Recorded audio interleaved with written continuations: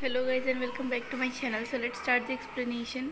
Episode की starting में खाना खा लेती है इधर, और नीचे ये जो है इसके मम्मा से बात करने लगते हैं कि तुम्हें ली के बारे में क्या ख्याल है, मतलब वो जो आदमी अंकल थे।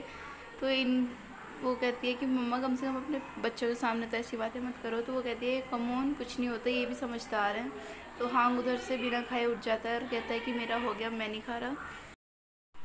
सो यहाँ पर ये इसको ये सब बता रही होती है कि इसका हस्बैंड अब्रॉड चला गया था अपने दोनों बच्चों को छोड़ के, हमारी जैन हांग के फादर। तो यहाँ पर ये जो है शाओ शाओ की मम्मा उससे कहती कि मैंने सोच लिया है मैं बिज़नेस खोलूँगी, और मैं शाओ जियान की दादी से बात करूँगी उनकी पार्टनर बनने का। शाओ जियान यहाँ पे बिना खाए जा रहा था, तो दादी उसे बोलती है खाओ, लेकिन वो नहीं मानता। तो शाओ शाओ उसे खिला देती है ज़बरदस्ती, और वो कहता है अब ठीक है, और वहाँ से चला जाता है फिर शाओ जियान। और ये सब हमारा ये दोंग दोंग देख के थोड़ा सा लिटिल बिट सैड हो जाता है। तो यहाँ पर जैंग हाओ हाओ से वो पूछती है कि क्या हुआ पियानो के बारे में, क्या तुमने डिसाइड किया। वो बोलती है नहीं अभी नहीं। सो नेक्स्ट सीन में ये दोनों उसी से रिलेटेड बातें करते हैं और फाइनल हो जाता है कि हाँ ये दोनों कर सकते हैं। तो यहाँ पर हमारी चेंग हांग की दादी और ये दोंग दोंग की दादी का होता है झगड़ा बहुत देर तक लंबे चलने के बाद तक चेंग हांग की जो दादी होती है उनको कोई वर्ड नहीं मिलते बोलने के लिए, लड़ने के लिए। तो इसीलिए वो चक्कर आने का ड्रामा कर लेती हैं।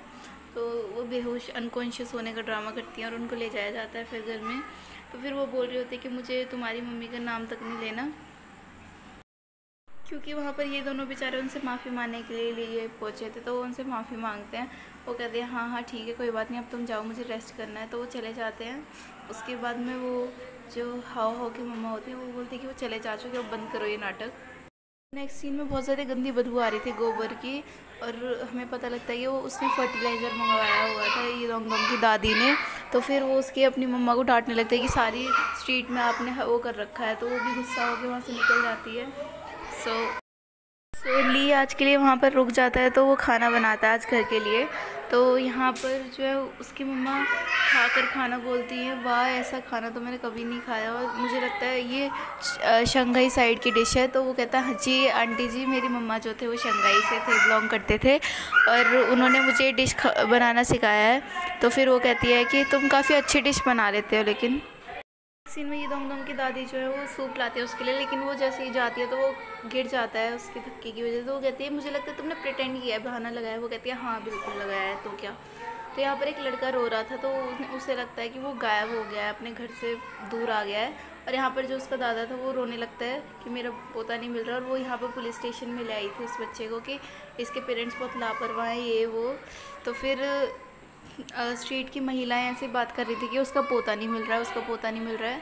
तो वो सोचने लगती है कि कहीं ये वही लड़का तो नहीं है।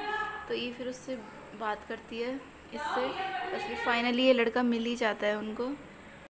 तो फिर जिसका पोता गुम हुआ था वो कहता है कि मैं तुम्हें अगले दिन 1-1.5 किलो फ्रेश मीट दूंगा। तो वो कहती है कोई बात नहीं कोई बात नहीं, fresh meat.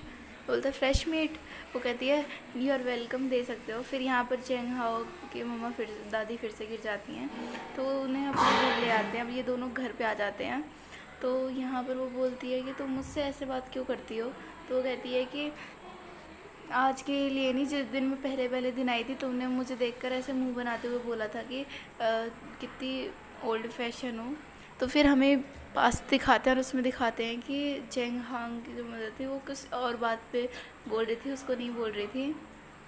So next scene में यहाँ पर फ़ोन आता है उसकी मम्मा का। तो वो पास जाती है, अपने भाई से बात करती है कि हेलो भैया, क्या मम्मी को घर भेजने के लिए बोल रहे हो। तो वो कहता है मेंशन मत करो, मम्मी इसीलिए वहाँ पर आई थी कि क्योंकि उन्हें तुम्हारी चिंता थी, लेकिन तुम्हें तो उनकी कोई चिंता ही नहीं है। वो सिर्फ तुम्हारी वजह से वहाँ पहुँची थी ताकि तुम उनका ख्याल रखो। अब वो एडजस्ट नहीं कर पा रही, उसमें भी तो तुम्हें देखना चाहिए ना।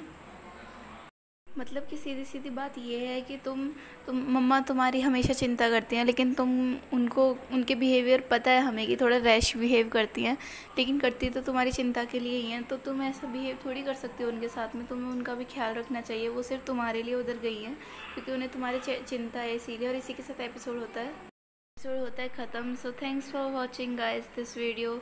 I hope you like this explanation.